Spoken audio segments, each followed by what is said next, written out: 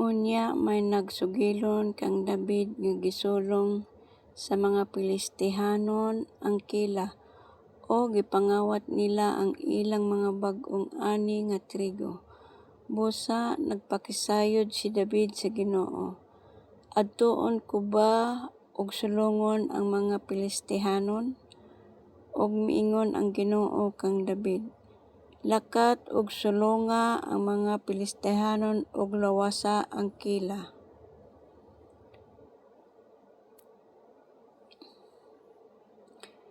Apan giingnan ni David sa iyang mga sakop, bisag ania kita sa Huda, nangahadlok na kami. Unsa pa kaha kung moadto kita sa kila aron pagsulong sa mga Pilistihanon. Busa na pakisayod si David pag-usab sa Ginoo ug giingnan siya sa Ginoo, adtoa ang kila ug itugyan ko kaninyo ang mga Pilistihanon og si David ug ang iyang mga tawo miadto sa kila og nakig-away sila sa mga Pilistihanon. Daghan silag napatay og nakailog silag mga baka. Busa naluwas ni David ang mga lumulupyo sa kila. Sa pagkagiw ni Abiatar nga anak ni Ahimelech ngadto kang David didto sa kila, gidala niya ang ipod.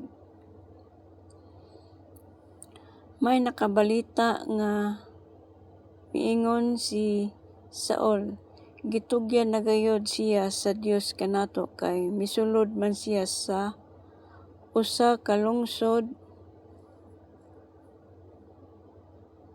nga kinutaan og may mga ganghaan nga rihas nga puthaw. Unya gimanduan niya ang iyang mga sakop sa pagsulong sa kila. Nasayod si David nga si Saul naglaraw og dautan batok kaniya. Busa giingnan niya ang pari nga si Abiatar dad-anganhi ang ipod.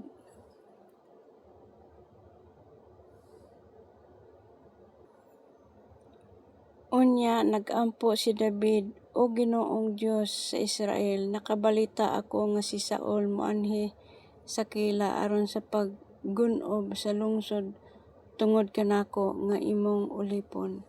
Itugyan ba kaha ako sa mga taga-kila ngadto kang Saul?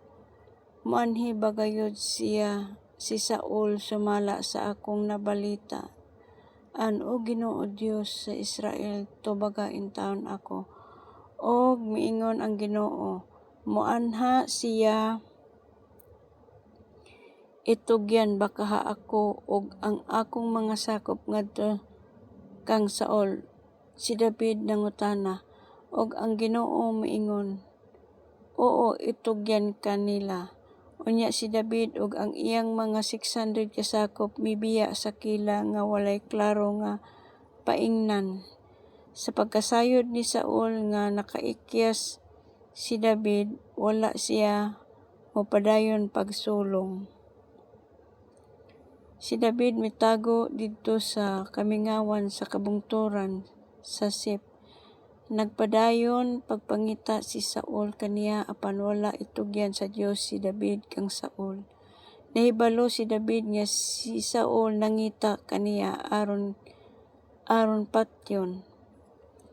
Didto si David sa kamingawan sa Sip sa Hores miingon, niining higayuna si Jonathan nga anak ni Saul miadto kang David didto sa Hores aron pagdasid kaniya uban sa mga pasalig nga gipanalipdan siya sa Dios. Giingnan niya si David, ayaw kahadlok kay ang akong amahan dili makakaplag kanimo. Mahimo kang hari sa Israel og ako ang mahimo mong loyo-loyo. Nasayod ini ang akong amahan, unya naghimo silag kasabutan at tubangan sa Ginoo human niini. Nagpabilin si David sa Hores og mipauli si Jonathan. Unya ang mga lumulupyo sa sip miadto kang Saul didto sa gibi o giingnan niya sila ni si Saul. Wala ka ba di ay mahibalo nga si David ato ang nagtago dool sa imong dapit sa langob sa Hores sa bukid sa Hikala sa habagatan si Hisimon busa kamahalan. Mauman kaha ang imong tuyo ang pagdakop kaniya adtoa siya kay amo siyang itugyan kanimo. Og mingon si Saul, panalanginan unta ako sa Ginoo kay kaluy-an man ninyo ako. Lakat kamo og susiha pagayod ninyo og siguruha nga makita ninyo ang dapit nga iyang gitaguan og pagkikita usab ang nakakita kaniya kay may nagsugilon kanako nga abtik si David.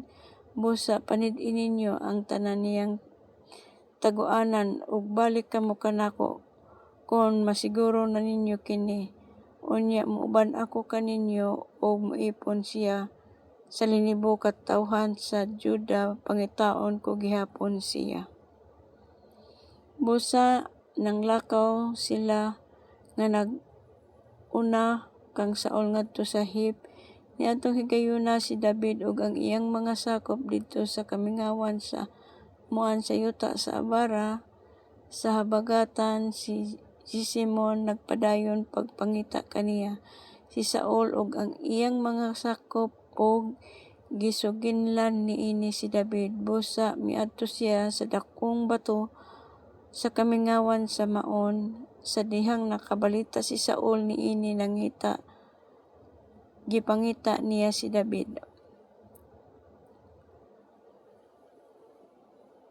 Miadto si Saul sa Pikas nga bahin sa bukid samtang si David ug ang iyang mga tawo didto usab sa Pikas. Nagdali si David aron paglikay kang Saul samtang si Saul ug ang iyang mga sundalo nagkaduol na kang David og sa iyang mga tawo aron pagdakop kaniya. Unya may sinugo nga nagpahibalo kang Saul aron papaulion siya kay misulong ang mga Pilistihanon.